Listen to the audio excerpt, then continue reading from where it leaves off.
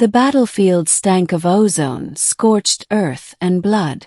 I crouched behind a slab of broken ferrocrete, pressing my chest against my rifle stock, waiting for the next pulse blast to cut through the fog of smoke. The war between the Terran Coalition and the Dominion of Valor had stretched across a dozen star systems, but on the mud-caked world of Caldros 4, it felt like the galaxy had shrunk to the length of a trench. "Cole," Sergeant Ramirez hissed into my comm, "you're on point. Recon the forward wreckage. We can't sit here all night." "Roger." I adjusted my helmet, feeling the weight of exhaustion cling to my shoulders.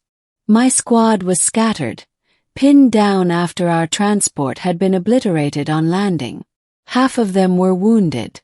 If we didn't find cover or evac, we were dead men. As I moved forward, keeping low, I spotted movement near the edge of the collapsed structure ahead. Not Valari soldiers, at least, not immediately hostile. It was a girl. Her skin shimmered faintly under the moonlight, translucent silver like polished quartz. Her eyes, wide, frightened, glowed a soft violet. She wasn't in Dominion armor. She looked younger, maybe my age, maybe younger, wearing shredded ceremonial robes. A civilian. Before I could decide, a whine cut through the air, the sound of a plasma mortar charge locking on. The explosion ripped into the ground between us.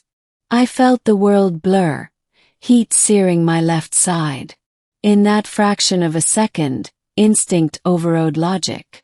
I dove, throwing myself over her small frame as shrapnel tore through my armor and flesh. Then everything went dark. Awakening. When I opened my eyes, the first thing I noticed wasn't pain, it was light. Not the flickering glow of battlefield fires, but steady, soft illumination. I lay on a bed unlike any human medbay I'd seen. Smooth walls arched overhead, glowing with bioluminescent veins. Strange machines hummed quietly nearby. I tried to move, but my chest ached. Bandages. No, something finer, threads of light and silk, wrapped my torso where the shrapnel had torn into me. And then I realized I wasn't alone. Figures surrounded me. Half a dozen of them. Tall, elegant, with the same shimmering skin as the girl I'd shielded. Their robes gleamed like liquid crystal. Their eyes, those same haunting violet eyes, watched me with unreadable intensity. I pushed myself up slightly, groaning. "Where am I?" The girl I'd saved stepped forward. She was smaller than the others, clearly younger, and her hands trembled as she pressed them together. "You live," she whispered, her voice melodic but shaky. "You took the fire meant for me." The older figures murmured among themselves, voices low and melodic, like a chorus. One stepped forward, a man with angular features and a robe that glowed faintly brighter than the rest. His voice carried authority. "You are human. A soldier of the Coalition." I swallowed, suddenly aware of the precariousness of my position. "Yeah. Name's Cole Anders. Private." I didn't mean to trespass. I just saw she was in danger. The elder's violet eyes narrowed slightly. "You threw your body upon the fire for one not of your kind. Why?" I looked at the girl.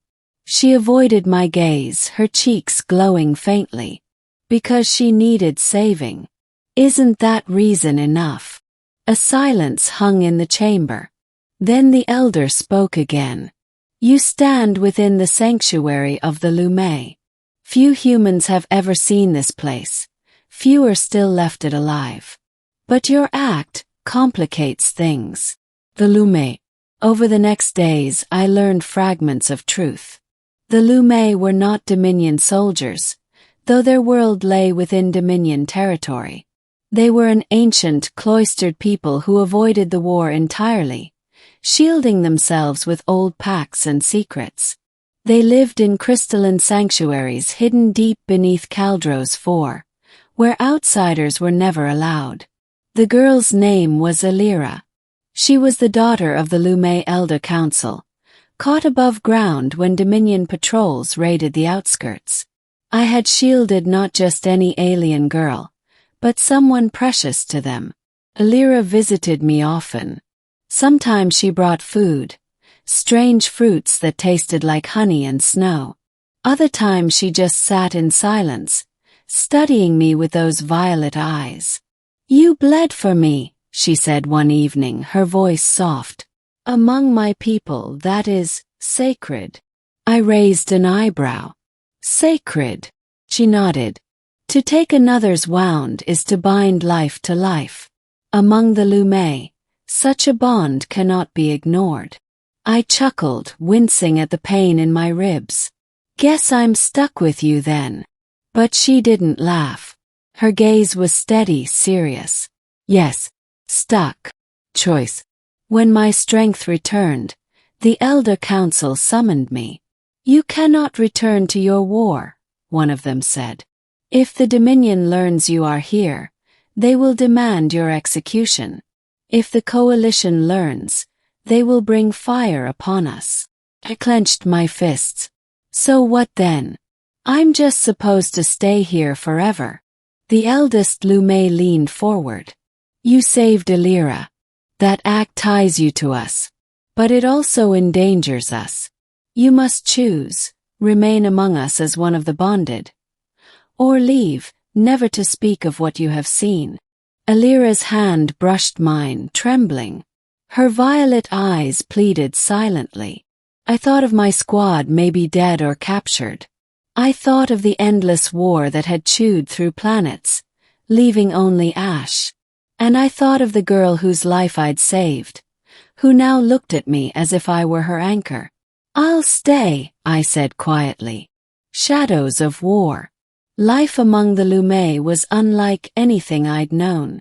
Their sanctuaries shimmered with crystal light, gardens bloomed in subterranean caverns, and songs carried through the halls at night. They treated me with wary curiosity, half guest, half intruder. But with Alira it was different. She led me through hidden passages, showed me the luminous lakes where the walls themselves glowed like starlight, taught me their language one word at a time. And yet shadows crept closer. One night, alarms rang through the sanctuary, tones like shattering glass. Dominion forces had discovered an entrance. The Lume warriors, few and poorly armed, prepared to defend their home. I grabbed what remained of my coalition armor and an old plasma rifle they had scavenged from the battlefield. Lyra grabbed my arm. "If you fight, you die again. You've already given your blood." I shook my head. "And I'd do it again. For you. For all of you." Battle beneath the earth. The fight was brutal. Dominion troops poured into the crystalline tunnels, their heavy weapons blasting apart ancient walls. The Lume resisted with energy blades and crystal bows, but they were no soldiers. I fought like a man possessed. Each shot I fired dropped another Dominion soldier. I rallied Lume defenders, taught them how to flank, how to use choke points. The tunnels became a death trap for the invaders. But their numbers were overwhelming. We fell back chamber by chamber. Finally, near the central sanctum, a Dominion trooper leveled a grenade launcher at Alira. She stood frozen, unarmed, staring at death. I didn't think. I moved. The blast tore into me, fire ripping through armor and flesh. I crashed to the ground, blood pouring from wounds too deep to count. My vision blurred. But through it, I saw Alira drop to her knees beside me, her violet eyes filled with tears. "No," she whispered, clutching me. "Not again.